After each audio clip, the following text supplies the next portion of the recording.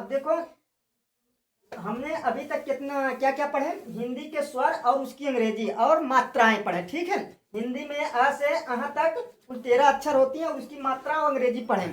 और क से ज्ञ तक, क से ज्ञ तक को अक्षरों को व्यंजन बोला जाता है। उसकी उस अक्षर को पहचानवाएं और उसकी अंग्रेजी बताएं।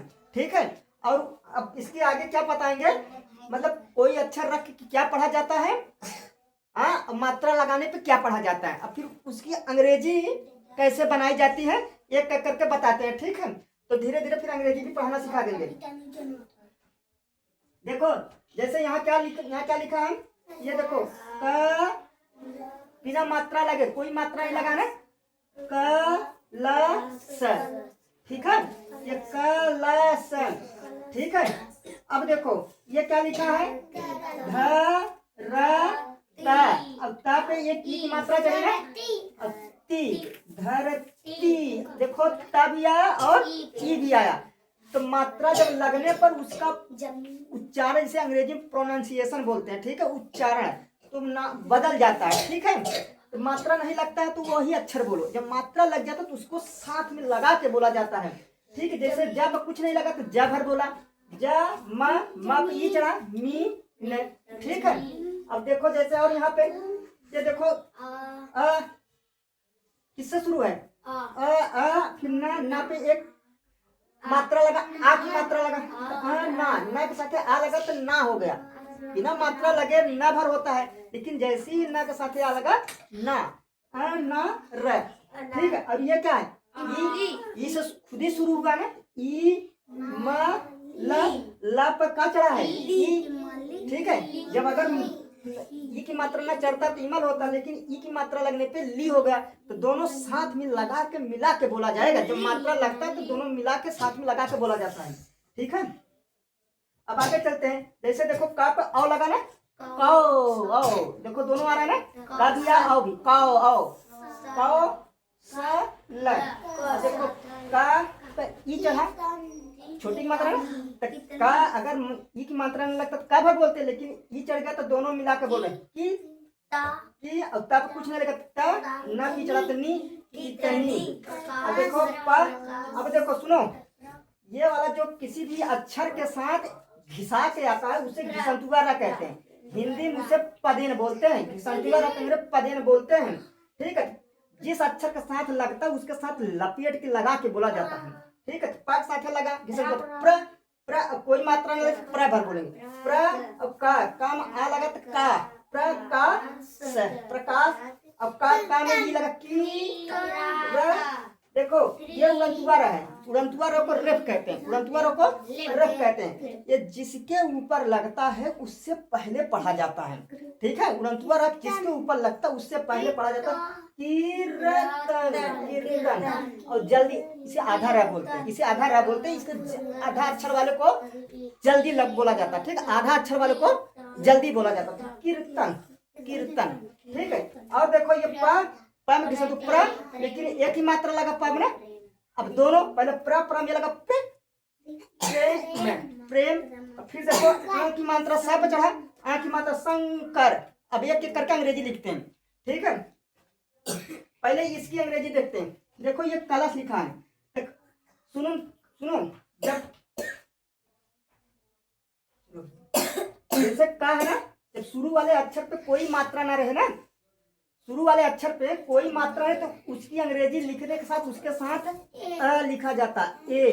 ठीक है, जब किसी भी व्यंजन वाले अक्षर में, जो व्यंजन वाले अक्षर अगर शुरुआत में दिया है, व्यंजन वाला अक्षर लेटर अगर शुरू में लिखा है, अगर उस पर कोई मात्रा नहीं लिखा है तो उसकी अंग्रेजी लिखने के साथ उसके साथ ए लिखा जाता है। इसलिए का के लिखा, फिर ए लगाया बेटा। ठीक है, फिर ला का यल, और उसके देखो ला के बगल वाला कोई मात्रा है नहीं ना, इसलिए इसके साथ ए लगा, का ला, फिर सा का सजे वाला सा यस यस। अब देखो ये धरती है। ठीक है, ध का क्या होता है, ध पे कोई मात्रा नहीं है तो शुरू में है ना व्यंजन है, तो धर डी एच, ध का डी एच। अब देखो रा, लेकिन रा के बगल वाले अक्षर पे मात्रा है ना, है कि नहीं। तो अगर बीच वाला अक्षर पे मात्रा नहीं, लेकिन बगल वाले अक्षर पे मात्रा है लेटर पे, तो सिर्फ बीच वाला अक्षर केवल अंग्रेजी तब लिखेंगे, तब ये नहीं लगाएंगे धर चित्ता का टी आई। तो देखो अगर लास्ट में बड़ी ई की मात्रा आता है तो उसकी अंग्रेजी केवल आई भर लगा दिया करो, तब डबल ई लगाने की जरूरत नहीं। बड़ी की अंग्रेजी देखो यहाँ बताया ना, बड़ी की अंग्रेजी डबल ई या आई होता है, ठीक है, बड़ी की अंग्रेजी डबल ई या आई होता है। तो धरती, तो लास्ट में बड़ी की मात्रा आता है तो उसके साथ आई लगा के काम खत्म कर दो। फिर देखो जा, फिर माँ, तो जा पर कोई मात्रा है, जा का साथ जे, और ये लगाओ शुरू वाले अक्षर व्यंजन वाले अक्षर के साथ अगर शुरू मात्रा उस पर मात्रा नहीं तो उसकी अंग्रेजी लिखने के बाद उसके साथ ये लिखा जाता है। फिर माँ का यम और बड़ी की मात्रा डबल ई लिख दो, चाहे आई लिख दो, कोई दिक्कत नहीं। फिर न का यन, ठीक है। लास्ट वाले अक्षर पे अगर मात्रा लगा है तो मात्रा की अंग्रेजी लगा, नहीं लगा तो उसकी सिर्फ अंग्रेजी लगा के छोड़ दो, ठीक है। अब देखो ये कहा किससे शुरू है, स्वर वाले अक्षर से। अब ये जैसे मान लो ये व्यंजन वाले अक्षर थे ना, शुरू में थे, इसकी अंग्रेजी नहीं लिखी जा रही थी तो इसके साथ ये लगाया जाता। लेकिन जब स्वर वाले अक्षर खुद ही हैं तो सिर्फ स्वर वाले अक्षर का अंग्रेजी लिखो, उसके साथ ए से लेना देना नहीं रहेगा, क्योंकि ये क्या है, स्वर वाले अक्षर है ना, ऐसा है तक इसकी अंग्रेजी ए भर होती है, का ए, फिर न का यन और न पर आ लगाते ए और र का अनार।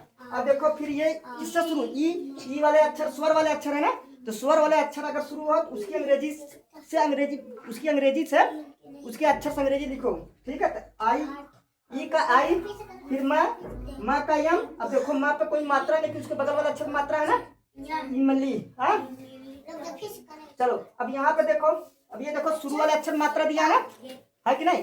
तब अब यहाँ पे जब मात्रा दे दे तो उस अक्षर की अंग्रेजी लगाने के साथ उस मात्रा की अंग्रेजी लगाई जाती है, ठीक है, उस अक्षर की मात्रा अंग्रेजी। तब यहाँ पर का ए औ की मात्रा, औ की अंग्रेजी ए यू, ठीक है। और सा पर मात्रा नहीं, उसके बगल वाले अक्षर की मात्रा नहीं, तो सा का अंग्रेजी यस यच लिखने के बाद ये लिखा जाएगा कौशल। अब देखो, अब यहाँ देखो ये का है। अब देखो बहुत लोग भरम जाते हैं कि मात्रा इधर से लगा है तो पहले इसकी छोटी ई की अंग्रेजी लगा, नहीं, मात्रा चाहे इधर से लगे, चाहे मतलब बाएं से लगे, चाहे दाएं से लगे, चाहे ऊपर से लगे, चाहे नीचे से लगे, चाहे जिधर से लगे, जिस अक्षर पे मात्रा लगता है, ठीक है, जिस अक्षर पे मात्रा लगता है पहले उस अक्षर की अंग्रेजी हम लिखेंगे, ठीक है। देखो इधर से लगाना तो पहले का पे लगाना, पहले का अंग्रेजी क्या लिखेंगे, फिर छोटी की अंग्रेजी क्या, छोटी अंग्रेजी क्या होती है आई, फिर ता का टी, और ता पे मात्रा है उसके बगल वाला अक्षर मात्रा ना, तो ता का टी भर लिखेंगे ना, फिर न का आई, ठीक है। लास्ट में अगर बड़ी की मात्रा रहे तो उसके आई से काम चला लो, समझ रहे हो ना तुम, ठीक है। अब देखो यहाँ पा का पी और ये प्र है। अब ये देखो घिसंतुआ रहा, घिसंतुआ रहा के आदत है या स्वभाव है, लक्षण है, चाहे जो कुछ कह लो, जिस अक्षर के साथ लगता है उसके साथ उसकी अंग्रेजी लिखी जाती है। तब पा के साथ लगा तो पा के साथ पहले पा का पी लिखो, फिर घिसंतुआ रहा अंग्रेजी आर होता है, अब कोई मात्रा नहीं इसलिए इसके साथ ए लिखा जाएगा, ठीक है, प्र पी आर ए। फिर का में ए लगा तो का के, फिर एक अंग्रेजी आर ए भर लिख दो, ठीक है, के ए, फिर सलजम वाला का यस यच, ठीक है। अब फिर यहाँ पे देखो की का के और छोटी की मात्रा है तो आई, जिस अक्षर पर मात्रा लगता है हमेशा उस अक्षर की अंग्रेजी लिखने के बाद मात्रा की अंग्रेजी लिखी जाती है। और अंतुआरा जिसके ऊपर लगता है उससे पहले उसकी अंग्रेजी लिखी जाती है, तो उससे पहले उसकी उस मात्रा मतलब अंतुआरा का जिसके ऊपर लगता है उससे पहले पढ़ा जाता है तो उससे पहले उसकी अंग्रेजी लिखी भी जाएगी। किर, तो देखो कीर पहले पढ़ा जा रहा है, पहले उसकी अंग्रेजी लिखी गई कीर, फिर का टी ए एन कीरता है, क्योंकि ये मात्रा थोड़ी है आधर रहा है ना, तो ता का टी, फिर इस पे उसके बगल वाला अक्षर मात्रा नहीं, सिर्फ टी ए लग गया, ठीक है। अब देखो ये घिसंतुआ के साथ क्या है, अब उसके साथ उसकी मात्रा लेके चला है, ठीक है। पा का पी घिसंतुआ की अंग्रेजी जिसके साथ लगता है उसके साथ उसकी अंग्रेजी लगा के चलते हैं। पा का पी घिसंतुआ की अंग्रेजी यार, फिर उस पे एक की मात्रा लगाना, ए का ई पे आगे मन। अब देखो ये क्या है अ की मात्रा वाला संग अ, तो पहले सा का यस यच, आ का अंग्रेजी ए एन, फिर का के, अब इसके बगल वाला अक्षर मात्रा नहीं है तो के ए आर, ठीक है।